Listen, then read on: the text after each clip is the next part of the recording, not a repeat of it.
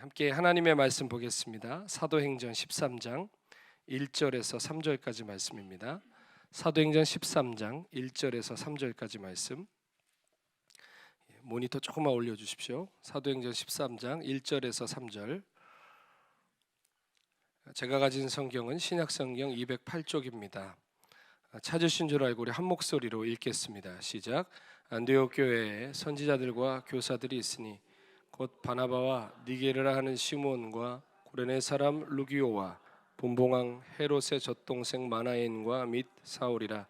주를 섬겨 금식할 때에 성령이 이르시되 내가 불러 시키는 일을 위하여 바나바와 사울을 따로 세우라 하시니 이에 금식하며 기도하고 두 사람에게 안수하여 보내니라.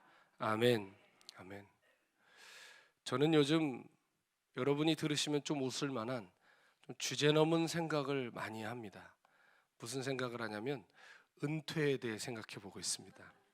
저는 지금 전도사가 돼서 지금까지 사역을 21년째 하고 있는데 세보니까 지금 한국 교회의 기본적인 은퇴 연령을 생각했을 때 앞으로 30년은 더 해야 돼요.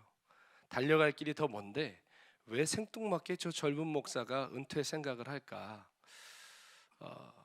이제 오늘 존경하는 벤자민 목사님 또 은퇴하시고 선교지로 떠나가시는 그 뒷모습을 보면서 또 그게 저에게 많은 생각을 주고 또 저에게 길이 되어주기 때문에 그런 생각을 또 해보게 되었고요.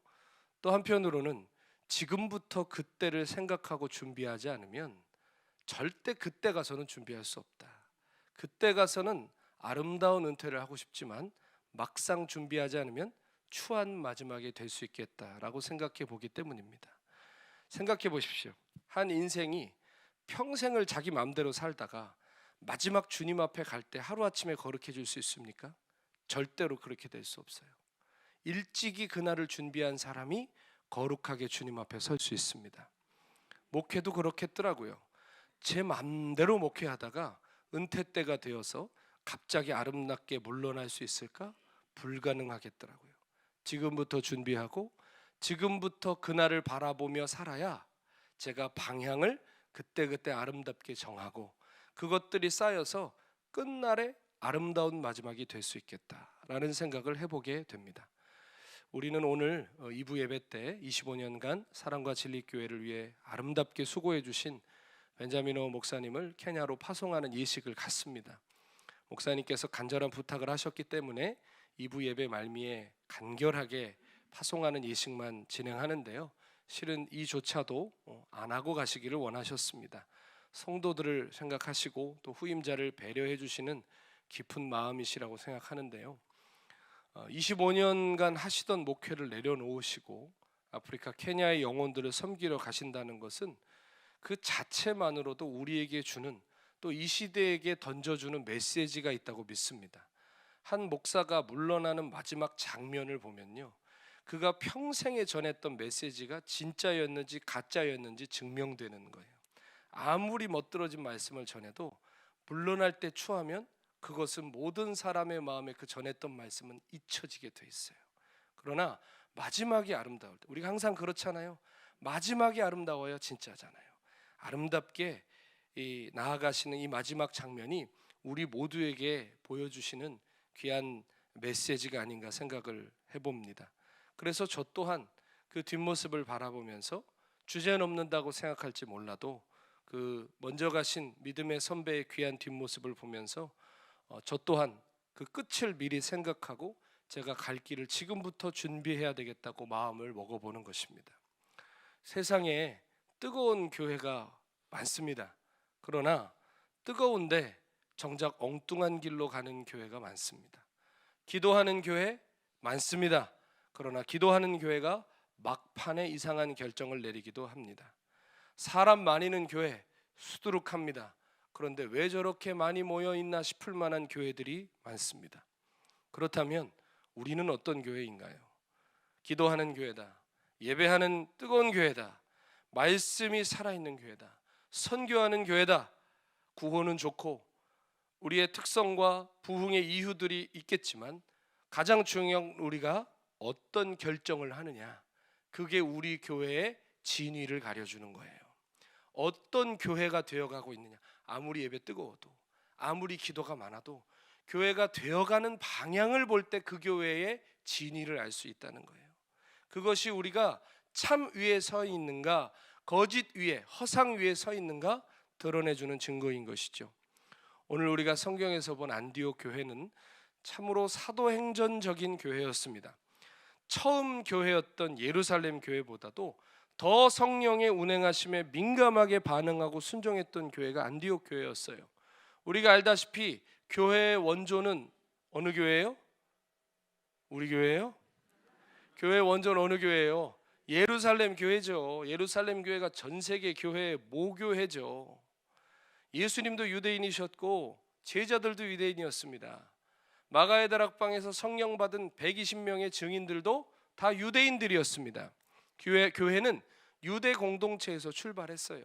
교회의 뿌리는 이스라엘에 있어요. 이건 부인할 수 없는 사실이에요. 그러나 그 뿌리라는 것이, 정통이라는 것이, 처음이라는 것이 그들의 발목을 잡기 시작했습니다. 유대인이라는 건 자랑스러운 일이죠. 어제도 제가 신방에 있어서 밖에 나갔다가 들어오는데 유대인 동네인지요? 또 더군다나 어제 토요일이 안식일이었잖아요. 온 동네 유대인들이 다 나와가지고 길거리에 걸어다니고 있더라고요. 그런데 부부가 같이 가고 아이들이 가고 청년들이 그 있잖아요, 찐빵 같은 거, 그 모자 하나 쓰고, 뭐라고 얘기하는지 몰라서 죄송합니다. 그거 쓰고 이렇게 걸어가는데 아름다워 보이더라고요. 그래, 안식일에 온 가족이 세대를 불문하고 회당에 가서 예배하고 오는구나. 참 저들은 참 복되구나. 그런 생각을 제가 해봤습니다. 유대인이라는 건 자랑스러운 일이에요. 신앙 안에서 본인들도 얼마나 자랑스럽겠어요. 그렇죠? 조상 때부터 유일하신 하나님을 알았고 말씀과 선지자를 가지고 있었고 모든 구속사의 뿌리가 되는 게 유대인들이었어요. 그러나 그것이 헛된 자부심이 되기 시작할 때 그들의 발목을 잡기 시작했습니다. 그들은 선을 넘어갔어요. 어떤 생각까지 이르렀습니까? 구원은 누구에게만 있다? 유대인에게만 있다. 또한 초대교회의 성도들은 재림에 대해서도 잘못된 이해를 갖고 있었어요. 주님이 이제 곧 오실 거라고 생각했어요. 그렇기 때문에 그들은 예루살렘에 모여서 성령 받고 전도받아 회심하고 집으로 갔을까요? 안 갔을까요? 안 갔어요. 언제 성령 받았죠? 오순절에 받았죠. 오순절은 구약의 언어로 치면 맥추절이에요. 77절이에요. 그때 절기를 지키러 유대 땅 안에 있는 유대인뿐만 아니라 전 세계에 흩어진 디아스포라 유대인들이 다 모였어요. 그런데 거기에 마가의 다락방 성령의 역사가 일어났고 베드로의 설교로 수많은 사람, 3,000명의 사람들이 회심하고 플러스 알파로 훨씬 많은 사람들이 예수님께 돌아오기 시작했어요. 그런데 명절 지키러 다른 나라에 살던 사람들이 왔다가 다시 안 돌아간 거예요. 이해가세요? 왜요? 이제 종말이 왔다고 생각했어요. 방언은 그 증거 중에 하나라고 생각했어요. 바벨탑에서 언어가, 하나님 언어를 흩으시잖아요. 흩어졌던 언어가 방언으로 말미암아 그 성령의 신비한 역사 속에 모든 민족이 하나 되게 하시고 하나님의 이제 종말이 왔구나, 그 나라가 임하는구나 생각했기 때문에 집에 안 가고 거기에 다 모여 있었어요. 또 이제 곧 주님이 오실 거라고 생각하니까 순기능이긴 하지만 또 자칫하면 역기능인 일이 벌어지죠. 어떻게 해요? 모든 재산을 다 갖다 바쳐요. 서로 사랑하고 가난한 자들을 도왔는데요. 여러분, 이것은 엄밀한 의미로는 귀한 겁니다. 이해가세요? 서로 이웃을 사랑하고 가난한 자를 돕기 위해 자기 것을 내놓는 것은 좋은데 만약에 그런 거 다 없고요, 일단 당장 주님 오시니 다 갖다 바쳐 하는 건 시한부 종말론과 같은 거예요. 이해가세요? 이게 종이 한 장 차이예요. 예루살렘 교회 성도들은 지금 당장 주님이 오실 거라고 생각했기 때문에 아주 헌신적이었고 아주 급진적이었습니다. 그렇게 예루살렘에 모여있는 수많은 성도들을 한번 생각해 보세요. 자, 그런데 예수님은요, 성령이 임하시면 어떤 일이 일어날 거라고 하셨죠? 사도행전 1장 8절에 보면 오직 성령이 너에게 임하시면 너희가 권능을 받고 예루살렘과 온 유대와 사마리아와 땅끝까지 이르러 내 증인이 되리라 하셨어요. 자, 성령 임하시면 온 세계 사람들이 예루살렘으로 온대요? 아니면 예루살렘에서 성령 받은 사람들이 땅끝으로 나간대요. 땅끝으로 나갈 거라고 하셨죠? 성령이 우리를 증인이 되게 하셔서, 누구의 증인? 예수님의 증인이 되게 하셔서 땅끝으로 우리를 데려가신단 말이에요. 모든 열방의 구원의 복음을 전하라고 우리를 성령께서 보내신단 말이에요. 그러나 지금 예루살렘 교회의 가장 큰 문제는 뭐예요? 뭐 하기만 해요? 모이기만 하는 거예요. 흩어지지 않는 거예요. 예루살렘에서 떠나지를 않는 거예요. 자, 그렇게 되면 어떻게 될까요? 모여서 기도하고 모여서 예배하고 모여서 사랑했지만 그거 이상 못 나갑니다. 주님께서 말씀하신 사마리아와 땅끝까지 가지를 않는 거예요. 왜? 사마리아 사람, 땅끝 사람들은 구원과 상관이 없는 이방인들이니까. 그 생각에 꽉 갇혀 있었던 거예요. 더군다나 지금 당장 주님 오실 거니까 지금 당장 우리의 형편만 중요하다고 생각한 것이죠. 사랑하는 여러분, 잘 들으세요. 교회는 모이기에 힘써야 됩니다. 그런데 흩어지는 건 더 잘해야 됩니다. 우리가 왜 잘 모여야 될까요? 잘 흩어지기 위해 잘 모이는 겁니다. 모이기만 하면 예루살렘 교회처럼 됩니다. 나중에요, 정말 사람들이 자기 재산 갖다 바치고 헌금했죠. 이거 어떤 일 벌어져요? 모여있기만 하니까 무슨 일 벌어지냐고요. 사도행전 뒷부분으로 갈수록 그 지금 말씀드렸죠. 원래 그 유대 땅 안에 살던 히브리파가 있었고 다른 나라에서 살던 교포 같은, 우리 같은 사람들이 지금 예루살렘에 가득 모여 있었어요. 떠나지 않고. 그래서 모여진 헌금을 당시에는 어떻게 써야 될지 모르니까, 선교를 안 하니까 선교 헌금이 어디 있어요. 건물이 없으니까 건축 헌금이 어디 있어요. 가장 주님이 기뻐하실 만한 일은 구제 헌금이었어요. 그렇기 때문에 헌금의 대부분을 구제했었는데 어떤 문제가 생겨요? 구제 헌금을, 거기가 지금 히브리파들이 원조잖아요. 그러니까 히브리파 과부들에게만 구제품을 보내고 헬라파 과부들에게는 안 보내는 거예요. 차별이 일어나기 시작하고 그 안에서 큰 다툼이 일어나죠. 사도들도 정신이 없는 거예요. 12명밖에 안 되는데 이거 지금 다 교회 행정 처리하느라고 기도와 말씀에 전무하지도 못하고 교회가 큰 위기에 봉착했어요. 그때 그러나 기도하고 사도들이 어떤 결정을 하죠? 7 집사를 세워서 그 모든 일을 형평성 있게 진행하게 하고, 놀라운 건 7 집사 모두의 이름을 보면 모두 다 헬라파들입니다.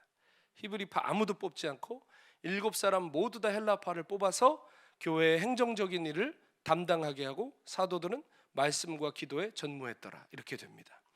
여러분, 돈이 모이기만 하고 사람이 모이기만 하고 사역이 교회 안에만 있으면 어떻게 될까요? 문제가 생겨요.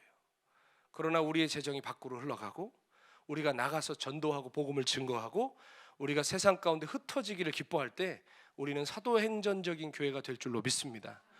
결국 그 일이 일어나는 후에 어떤 일이 벌어져요? 따라해 보겠습니다. 결단 안 하면 결단 당한다. 자, 땅끝까지 가라고 하셨는데 결단을 안 하면 어떻게 한다고요? 두드려 맞고 결단 당한다고요. 무슨 일이 벌어지죠? 7 집사 중에 리더였던 스테반 집사가 순교합니다. 그리고 성경을 보면 그날에 사도들을 제외한 모든 제자들이 핍박을 받아서 예루살렘 밖으로 나갔다고 그랬어요. 그때 어떤 일이 벌어져요? 바로 그 다음 절에 7 집사 중에 하나였던 빌립 집사가 사마리아에 들어가 복음을 전합니다. 흩어진 사람들이 이제 자기들 지역으로 다 돌아갔는데 그 사람 중에 안디옥으로 간 사람들이 헬라인에게도 복음을 전해서 최초의 다민족 교회가 세워집니다. 그게 무슨 교회예요? 안디옥 교회예요. 자, 제 발로 나갔어요? 혼나고 나갔어요?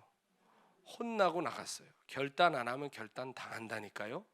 그래서 사도행전 쪽 교회가 사도들이 순종해서 됐다기보다 성령이 끌고 가셔서 된 거예요. 교회는 기억하세요. 모이기만 하면 문제가 생깁니다. 반드시 흩어져서 복음 증거하고 제자로 살아내셔야 됩니다. 세계 열방 가운데 복음을 전하는데 돈만 보내지 마시고 우리가 가야 됩니다. 전도하는데 전도팀만 가는 게 아니라 우리 모두가 증인돼야 됩니다. 그렇지 않으면 우리 신앙도 고여서 썩는 거예요. 우리 신앙도 시한부 종말론자들과 죄송하지만 별반 다를 게 없는 거예요. 우리가 마라나타 마라나타 외치지만 정성이 부족해서 주님이 안 오시는 게 아닙니다. 마태복음 24장 14절에 보면, 마태복음 24장은 예수님 말세의 징조에 대해서 얘기하셨잖아요. 24장 14절에 뭐라고 그러시냐면 사람의 미혹을 조심하라. 적그리스도가 일어날 거고 이단들이 나타날 거고 뭐 난리에 소문 기근 말씀하시다가 뭐라고 하시냐면 이게 끝은 아니다. 그러시고 뒤에 뭐라고 하시냐면 24장 14절에 이 천국 복음이 모든 민족에게 증언되기 위하여 온 세상에 전파되리니 그제서야 끝이 오리라. 아멘. 언제 끝이 온다고요? 천국 복음이 모든 민족에게 증언되기 위하여 온 세상에 전해졌을 때 끝이 옵니다. 정성이 부족해서 안 오시는 게 아니에요. 마라나타라는 뜻을 몰라서 못 오시는 게 아니에요. 우리가 순종하지 않아서 안 오시는 거예요. 우리가 땅끝까지 이르러 복음을 증거하고 주님의 증인이 될 때 주의 나라가 임할 줄로 믿습니다. 지금 우리 교회는 어떤가요?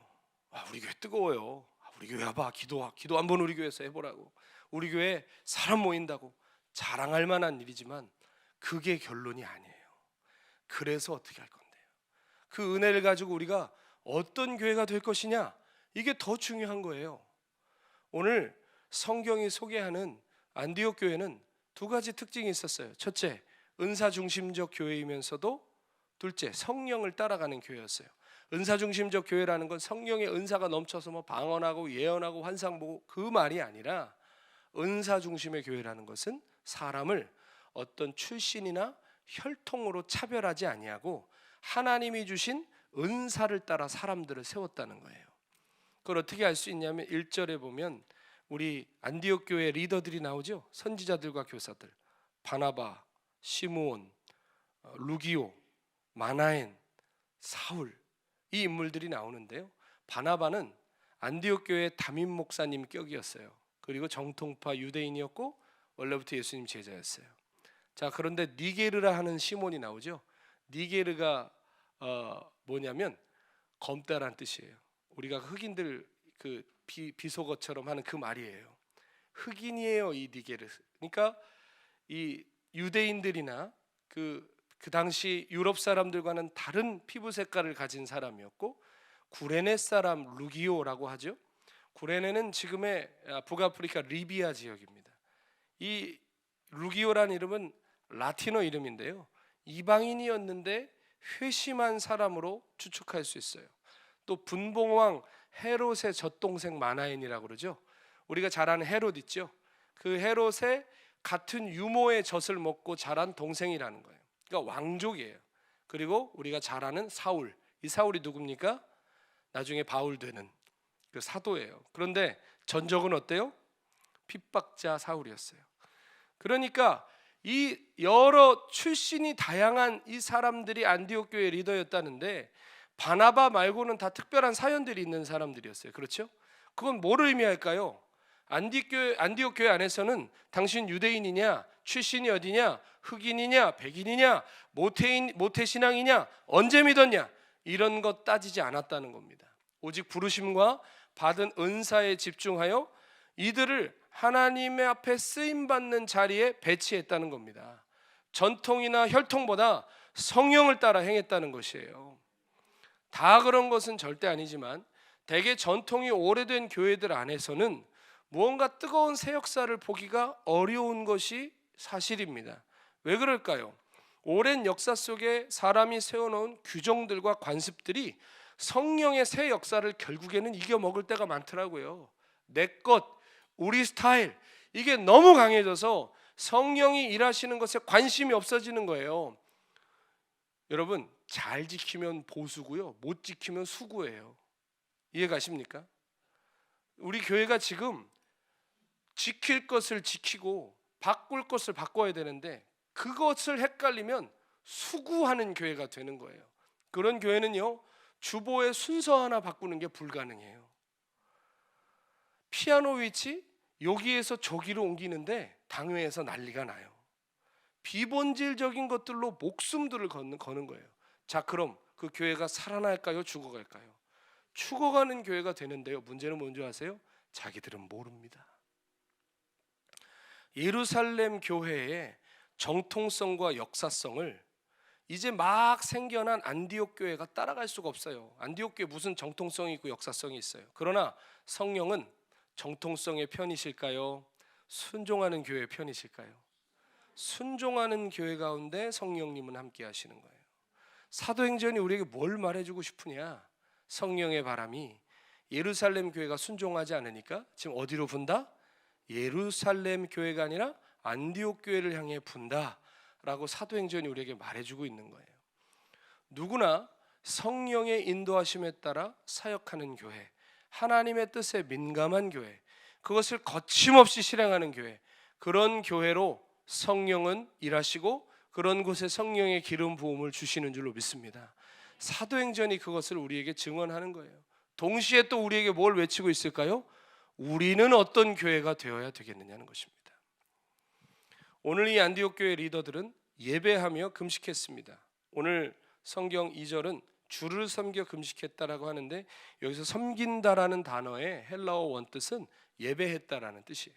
그러니까 하나님을 예배하며 금식했다라는 것이죠. 교회 리더들이 앞장서서 하나님의 임재 앞에 서 있었다는 거예요. 자, 교회 안에 가장 딜레마가 무엇입니까? 오해하지 말고 들으세요. 이거는 우리 교회를 얘기하는 게 아니라 이 한국 교회 안에 팽배해 있는 일들 중에 하나인데, 리더들, 교회 대소사를 결정하는 결정권자들이 기도하며 하나님의 뜻을 구하지 않는데 기도하며 하나님의 뜻을 구하는데 열심이지 않다는 거예요. 그러니까 어떻게 됩니까? 하나님의 뜻을 구하는 사람들은 오히려 뒤에서 가슴 치면서 기도만 하고 있고, 정작 교회의 중요한 결정들은 기도하지 않는 사람들이 내립니다. 그러니까 교회가 자꾸 엉뚱한 것으로 고집을 부리고 다툼이 나고 전진을 못하게 되는 거죠. 앞서 말씀드렸잖아요. 교회가 아무리 기도하는 교회로 소문이 나도 교회의 대소사를 결정할 때는 엉뚱한 결정을 할 때가 많다니까요. 기도하는 교회라면 기도하는 교회다운 결정을 해야 되고, 말씀으로 소문난 교회는 말씀으로 이끌림 받는 교회다운 결정을 해야 되지 않겠습니까? 왜 기도는 하는데 결정은 관습을 따르고, 왜 말씀을 연구하는데 말씀이 전통을 못 넘어섭니까? 이게 우리가 심각하게 돌아봐야 될 문제고요. 우리는 아닌데요. 우리는 아닐지라도 그렇게 될 수 있는 거예요. 우리는 성령을 따라 행하는가? 정말 기도를 하고 결정하는가? 하나님이 기뻐하시는가? 우리가 맡은 자일수록, 우리가 머리 된 자일수록, 리더일수록 더욱더 그것을 돌아보아야 하겠습니다. 교회가 주님의 뜻을 사모하지 않으면 그저 정해진 목회 일가대로 돌아갈 수밖에 없습니다. 절기나 지키고 행사나 하는 교회가 됩니다. 그러나 주님의 뜻을 분별하고 행하기를 사모하면 성령의 바람을 타고 새 역사를 이루는 교회가 되는 거예요. 우리는 어떤 교회가 돼야 되겠습니까? 안디옥 교회 리더들은 주님 앞에 금식하며 예배하고 기도했습니다. 그리고 주님의 동일한 인도하심을 받았습니다. 2절 말씀 같이 읽어보겠습니다. 시작. 주를 섬겨 금식할 때에 성령이 이르시되 내가 불러 시키는 일을 위하여 바나바와 사울을 따로 세우라 하시니. 아멘. 주님 뭐라고 하십니까? 내가 할 일이 있으니 담임 목사 바나바와 수석 부목사 사울을 선교사로 파송하라는 말씀입니다. 이게 갑자기 무슨 소리일까요? 한참 부흥하고 한참 성장하는 교회에 날벼락 같은 말씀이에요. 여러분, 이게 성경에 나왔기 때문에 담담하게 읽고 넘기지만 이게 내 삶에 일어난다면 결코 쉽게 넘어갈 일은 아닙니다. 생각해 보십시오. 남의 집 아들이 선교사 나간다면 아이고 귀해 하고 헌금도 준비해서 주지만 내 아들이 어느 날 은혜 받고 와서 선교사 간다고 생각해 보세요. 잠이 안 올 문제 아닙니까? 저도 제가 목회자로 헌신해서 이 길 오지만 만약에 제 아들이 목사가 되겠다? 고민이 많아질 것 같아요. 딸이 사모가 되겠다? 알아 누울 것 같아요. 이게 남 얘기랑 내 얘기랑은 입장이 달라진다니까요.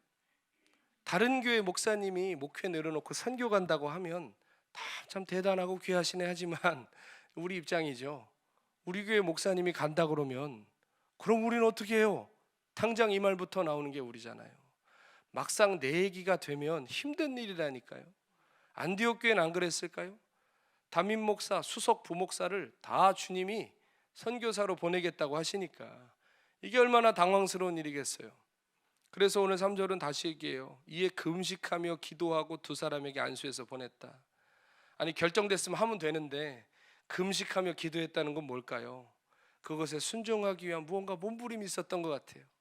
성경은 그 복선을 다 얘기하고 있지는 않지만 그래, 이들도 힘들었겠구나, 이들도 결정을 내리기가 쉽지 않았겠구나, 그래, 이들도 금식하고 기도하여 그들을 축복하고 보냈구나. 오늘 3절 말씀에 안수하여 보냈다라고 하는데, 이 보냈다는 말은 무슨 파송의 의미가 실은 아니에요. 여기서 보내다라는 말을 원문을 찾아보면 풀어주다, 놓아주다라고 직역할 수 있는데, 풀어주다, 놓아주다라는 건 뭐예요? 원래 소유로 놔준다는 얘기예요. 그렇죠?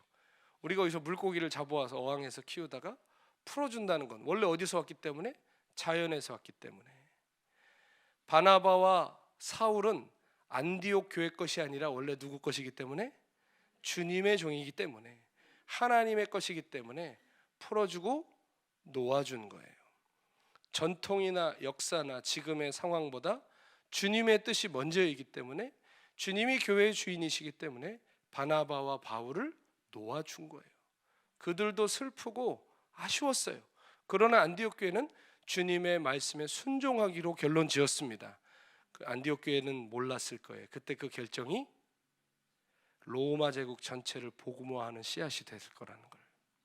바울과 바나바의 그 전도 여행이 지금 우리가 믿는 이 교회의 시작이에요. 엄밀히 말하면 예루살렘 교회가 꽁꽁 묶여서 자기들끼리만 신앙생활하고, 안디옥 교회가 성령의 음성을 듣고 안 돼요, 그럼 우리 어떡하라고 이렇게 하고 안 보냈으면 세계 기독교 역사가 어떻게 됐을 줄 압니까? 그렇죠. 그 작은 순종이 이 기독교 역사, 세계 역사를 바꿔놓은 헌신이 되었던 것입니다. 안디옥 교회는 남는 사람 보내지 않았습니다. 보내도 그만, 안 보내도 그만, 그런 사람 보내지 않고요, 가장 중요했고 지금 가장 필요한 사람을 하나님께 올려드렸습니다. 하나님께 기꺼이 가장 좋은 것으로 드렸어요. 우리는 항상 주님의 일을 할 때 항상 우리 마음에 유혹이 되는 게 뭐죠? 손해보고 싶지 않아요. 적당히 하고 싶어요. 무리가 가지 않는 선에서만 드리고 싶을 때가 있습니다. 물론 내 인생도 있고 또 내 삶을 유지해야 되고, 또 교회가 무언가를 할 때는 교회를 운영하기 위해서 그런 생각을 우리가 할 수 있습니다. 그러나 그러다 보면 하나님께 가장 좋은 것으로 드리지 못할 때가 있겠죠. 없어도 크게 손해되지 않는 것, 남는 것으로 드리게 될 수 있겠죠. 그러나 기억하세요. 하나님은 우리가 드리는 돈의 액수를 보실까요? 마음을 보실까요? 우리의 화려한 몸동작을 보실까요? 진실함을 보실까요? 진실함을 보시잖아요. 기억하세요. 적은 것이어도 온 마음을 다해 드리면 역사가 나타나요. 베세다 들녘에서 장정만 5,000명, 어린아이와 노인과 여자까지 하면 2만에서 3만까지 되는 그 사람들이 무엇로 배불리 먹었죠? 한 소년이 바친 보리떡 5개와 물고기 2마리로 그 많은 사람이 다 먹었어요. 그 소년이 드린 건 별거 아니죠. 도시락이에요. 그런데 그 모든 것을 주님께 드렸을 때 주님의 손에 들어가니까 어떻게 돼요? 수많은 사람을 먹이는 기적이 돼요. 우리가 무언가를 드릴 때 하나님 앞에 가장 좋은 것을 드려야 돼요. 가장 귀한 것을 드려야 돼요. 그래야 하나님의 역사가 나타납니다. 그러나 계산하고 재고 남는 거, 손에 안 되는 거 드리면 기억하세요. 드린 만큼만 나타나요. 200불 드리셨어요? 200불치 나타나요. 네. 5시간 드리셨어요? 5시간치만 나타나는 거예요. 그러나 우리가 30분을 드려도 이게 내 생의 마지막 시간이다. 가장 귀한 것을 드릴 때 하나님의 영광이 나타나는 줄로 믿습니다. 저도 한국에서 2020년에 케냐로 다시 가게 됐을 때 참 갑작스럽고 당황스러웠습니다. 결정하고 한 달 만에 떠났으니까요. 주일, 그때 제가 목회하던 교회 주일 출석 인원이 한 1,100명 정도 됐습니다. 성도들이 그 교회에서 신앙생활 하겠다고 이사 오신 분들도 많으시고 지방에서 다니시는 분들도 많으시고, 그리고 무엇보다 교회는 분립 개척된 지 딱 1년밖에 안 됐을 때였습니다. 그렇게 떠나는 목사가 어디 있습니까? 그렇게 무책임한 목사가 어디 있습니까? 심란하더라고요. 아프리카 케냐의 어려운 교회를 위해서 목회를 내려놓겠다고 말해놓고도 심란해서 잠이 안 오고 성도들 얼굴을 보기가 어렵더라고요. 그러면서 그런 마음도 들었어요. 하나님은 나를 여기서 좀 쓰시기 어려웠나? 왜 나를 이렇게 보내시지? 5년만 목회하고 떠나도 내가 좀 덜 마음이 복잡할 텐데 이렇게 떠나는 게 어딨나? 온갖 복잡한 마음이 다 드는 거예요. 그리고 그 담임 목사를 떠내야 하는 슬퍼하는 성도들 앞에 뭐라고 얘기해야 될지를 모르겠는 거예요, 제가. 그래서 제가 그랬어요. 목사님, 저 너무 힘든데 한 번만 박 목사님께 강단에 서 주셔서 제 입장을 한 번만 얘기해 주십시오. 제가 도저히 얘기를 못 하겠다고. 그래서 목사님께서 강단에 서 주셨어요. 그리고 설교를 시작하시는데 그 첫 예화를 듣고 저는 마음을 다잡았어요. 무슨 이야기를 하셨냐면 예전에 인도에 한 선교사가 있었답니다. 그런데 그 선교사님이 항상 길에서 만나는 자기가 전도하는 한 여자가 있었는데 그 여인이 어느 날 힌두교 축일에 길거리에서 만났는데 그 여인이 사랑하는 두 아들의 손을 잡고 그 힌두교 그 신전으로 가더래요. 그래서 길에서 만나 반갑게 인사하고 어딜 가느냐 그랬더니 아니 오늘 우리 힌두교 축일이라 우리 두 아이를 데리고 간다고. 오늘 한 아이를 내 신에게 바칠 거라고 그러더래요. 그러니까 그 선교사가 깜짝 놀라서 왜 그런 짓을 하느냐, 절대로 그런 거 하지 말아라 라고 얘기했는데 나중에 오후 시간에 밖에 나와 있다 그 여자를 봤는데 진짜 한 아이만 데리고 오더래요. 그래가지고 깜짝 놀라서 그 선교사가 도대체 그 무슨 짓을 한 거냐고, 왜 걔를 신전에다가 바치냐고. 그런데 봤더니 잘생기고 준수한 아들이 있었고 다리를 저는 아들이 있었는데 잘생긴 녀석을 바치고 왔더래요. 다리 저는 애를 데리고 왔더래요. 그래가지고 더 화가 나가지고 아니 그 잘생기고 공부도 잘하고 똑똑한 녀석을 왜 바쳤냐고, 왜 그렇게 했냐고 하니까 그 어머니가 그 선교사를 딱 보면서 그러더래요. 당신은 당신 신에게 저는 것을 바칩니까? 거기서 저는 모든 게 다 이해가 됐어요.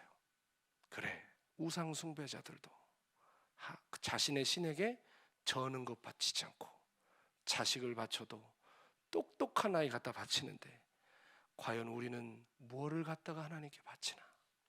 그리고 동시에 그런 생각이 들었어요. 저 강단에 서서 지금 설교를 하는 목사님도 나를 하나님께 바치나 보다. 물론 제가 준수하다는 얘기가 아닙니다.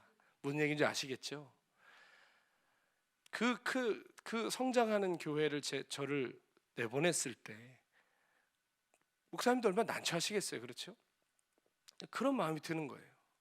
그래, 목사님도 가장 소중하다고 여기시는 거, 가장 지금 드릴 수 없는 것을 하나님께 드리고 계시구나. 그 마음이 드니까 그래, 순순히 올라가자. 이삭처럼 순순히 제단에 올라가자. 그 마음을 갖고 케냐로 간 기억이 있습니다. 우리도 주님께 가장 귀한 것, 가장 소중한 것으로 하나님께 드려야 되지 않겠습니까? 드려도 그만, 안 드려도 그만, 저는 거 바쳐서 대체 뭘 바라십니까? 오늘도 우리는 25년간 교회를 생명다해 섬기신 목사님 하나님께 올려드리는 시간입니다. 풀어드리고 놓아드리는 시간입니다. 여전히 정리되지 않은 아쉬움과 감정적인 어려움이 분명히 우리 안에 있을 수 있습니다. 그러나 안디옥 교회가 그랬던 것처럼 우리도 하나님께 가장 귀한 것으로 드릴 때 이것이 오병이어가 되어서 이 땅과 열방을 살리는 마중물이 될 줄로 믿습니다. 교회는요, 성령이 어디로 가시는지, 성령이 지금 무엇을 하시는지 민감하게 반응하고 따라갈 수 있어야 돼요. 그렇지 않으면 우리도 예루살렘 교회처럼 자가당착, 자아도취에 빠져서 시대적 사명을 감당하지 못하고 도태되는 교회가 될 수밖에 없어요. 80년대 어마어마한 부흥을 이뤘다고 지금도 부흥이 일어나는 교회는 거의 없어요. 90년대에 대단했다고 지금도 대단한 교회 죄송하지만 별로 없어요.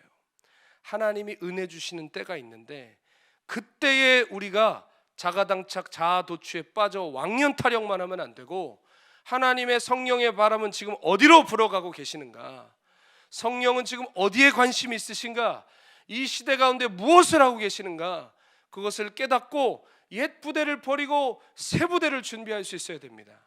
하나님이 하시는 일을 향해 우리가 달려나갈 수 있어야 돼요. 그래야 소문만 요란한 빈수레가 아니라 들어와 보니 정말 은혜가 있고 들어와 보니 정말 기적이 있고 들어와 보니 하나님이 쓰시는 교회더라. 그런 평가, 그래야 우리가 하나님과 세상 앞에 받을 수 있습니다. 한 인생은 하나님 앞에 갔을 때 그 인생의 진정한 평가를 받죠. 아무리 한평생 의리의리하게 살다가도 하나님 앞에 갔을 때 내가 너를 모른다라고 말씀하시면 그 생전의 영화가 무슨 의미가 있겠습니까? 교회도 하나님이 평가하실 겁니다. 좋은 건물, 넉넉한 재정, 많은 사람, 많은 사역이 있어도 주님께서 사대교회처럼 너는 살아있으나 죽은 교회다, 살아있다는 이름은 가졌으나 죽은 교회다, 라오디게아 교회처럼 벌거벗었다, 너희는 눈이 멀었다, 그 평가를 받는다면 무슨 의미가 있겠습니까? 그러므로 사랑하는 여러분, 지금부터 준비해야 됩니다. 지금부터 나의 끝을 준비하고 지금부터 우리 교회의 미래를 준비해야 됩니다. 그래야만이 지금 걸어가는 길을 분별할 수 있어요. 나중 일 같죠? 아니에요. 지금부터 준비해야 그날이 와요. 화해 시위를 아무리 세게 당겨도요, 관역이 어딘 줄 모르고 그게 어디로 날아갑니까? 아무리 좋은 화를 갖고 있어도 어디로 쏴야 될지 모른다면 어디로 쏘겠습니까? 사랑하는 성도 여러분, 끝을 생각하십시오. 우리의 끝을 생각하시고 교회의 나중을 생각하십시오. 나 이렇게 살면 어떻게 될까? 이렇게 가다가는 교회가 마지막에 어떻게 될까? 지금부터 그것을 살피고 준비할 수 있는 지혜로운 우리의 영혼이 되어야 되지 않겠습니까? 이후에 오시는 저의 스승님이신 박보영 목사님께서 제가 20대 때 어느 날 이런 얘기를 하시더라고요. 너는 지금부터 은퇴 준비를 해라. 저는 교회 그만두란 얘기인 줄 알았습니다. 예? 왜요? 라고 그러니까 뭐라고 하시냐면, 너 그때 되면 될 것 같지? 그날이 오면 멋있게 내려놓을 수 있을 것 같지? 절대 안 된단다. 내려놓기 싫고 떠나기 싫고 넘겨주기 싫어서 온갖 추한 꼴 다 저지른단다. 실제로 어떤 한국의 대형교회 목사님은 남주기 아까우셨는지 아들한테 교회를 주셨어요. 근데 당신이 사석에서 뭐라고 얘기하냐면, 나는 내 아들놈인데도 새벽기도 때 아들놈이 제단에 엎드려서 기도하는 거 보면 꼴 보기 싫대요. 내 건데 하고 어느 날은 올라가서 발로 툭툭 찬대요. 내려가라고. 그리고 당신이 선대요. 참 배짱도 좋고 진실해도 너무 진실해.